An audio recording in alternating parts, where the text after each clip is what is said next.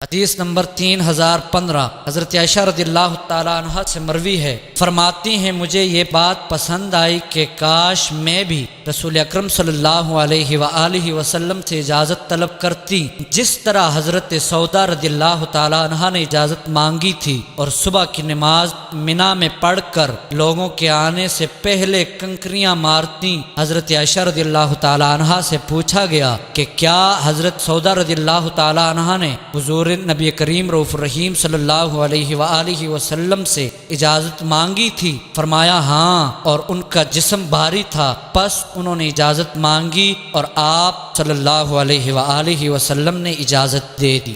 حدیث نمبر 3016 ایک اور سند سے بھی اس کی مثل مروی ہے۔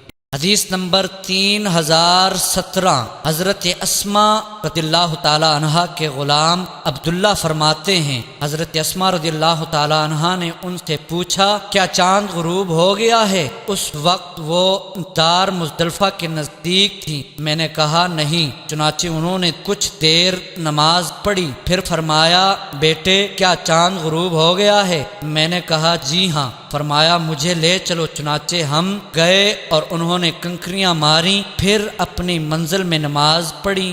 میں نے کہا مائی صاحبہ ہم نے اندھیرے میں نماز نہیں پڑھی۔ فرمایا ہرگز نہیں ہے بیٹے، نبی اکرم صلی اللہ علیہ وآلہ وسلم نے عورتوں کو کوچ کرنے کی اجازت دی ہے۔